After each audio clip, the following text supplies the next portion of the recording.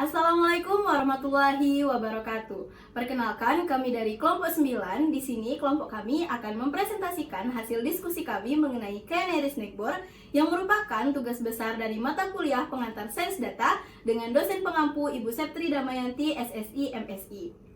Sebelum kami melakukan presentasi, ada baiknya kami memperkenalkan diri kami terlebih dahulu. Perkenalkan, saya Intan Nurrahmi Maulidini selaku ketua dengan NPM F1A 023005 beserta rekan saya.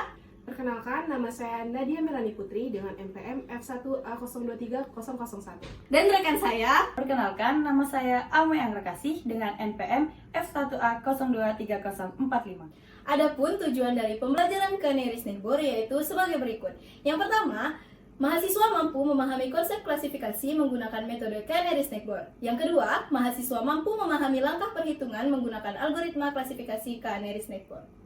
Baiklah, untuk lebih jelasnya, materi mengenai Canary Snackboard akan disampaikan oleh kedua rekan saya. Kepada kedua rekan saya persilahkan. Baiklah, pada slide pertama ini merupakan definisi dari Canary Snackboard. Canary Snackboard merupakan salah satu metode pembelajaran tersupervisi yang dapat mengklasifikasikan data berdasarkan tingkat kedekatan data dengan sekumpulan data yang lampau. Data uji atau data baru diklasifikasikan berdasarkan mayoritas kedekatan jarak dari kategori yang dalam KNN. Yang ketiga itu merupakan klasifikasi menggunakan voting terbanyak atau majority voting di antara klasifikasi dari K-objek. Lalu pada slide kedua ini adalah algoritma Canary Snackboard. Yang pertama itu adalah menentukan nilai K. Lalu yang kedua, menghitung jarak antara data baru terhadap semua training data. Yang ketiga, mengidentifikasikan Canary Snackboard.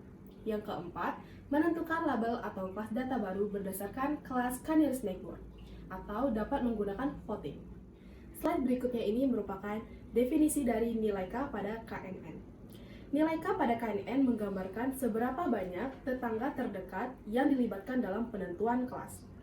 Nilai K sangat penting dan dapat mempengaruhi hasil klasifikasi. Materi selanjutnya yaitu metode perhitungan jarak. Yang pertama, jarak Euclidean. Jarak Euclidean memiliki rumus JV1V2 sama dengan akar sigma K sama dengan 1 sampai N V1 kali K dikurang V2 kali K dikuadratkan. Yang kedua yaitu jarak city block. Jarak city block memiliki rumus yaitu JV1V2 sama dengan sigma K sama dengan 1 sampai N mutlak V1 kali K dikurang V2 kali K.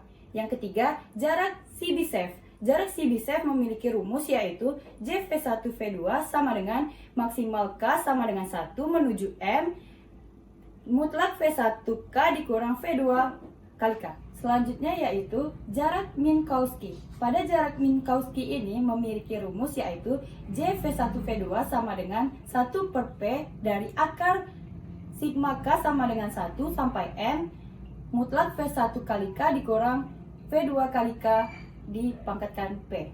Selanjutnya, pada jarak Canberra memiliki rumus JV1V2 sama dengan sigma K sama dengan 1 sampai N mutlak V1 kali K dikurang V2 kali K dibagi dengan mutlak V1 kali K ditambah V1 kali K. Selanjutnya, jarak Braicartis. Pada jarak Braicartis memiliki rumus JV1V2 sama dengan sigma K sama dengan 1 sampai N mutlak V1 kali K dikurang V2 kali K dibagi dengan sigma K sama dengan 1 sampai N V1 kali K ditambah sigma K sama dengan 1 sampai N V2 kali K. Selanjutnya yaitu divergensi Kullback-Leibler dan divergensi Jensen-Shannon. Kedua jarak tersebut memiliki rumus seperti pada slide. Materi selanjutnya yaitu perhitungan jarak 2 titik dan 3 titik dengan Euclidean distance. Yang pertama yaitu perhitungan jarak 2 titik dengan Euclidean distance dengan rumus akar X2 dikurang X1 kuadrat ditambah dengan Y2 dikurang Y1 kuadrat.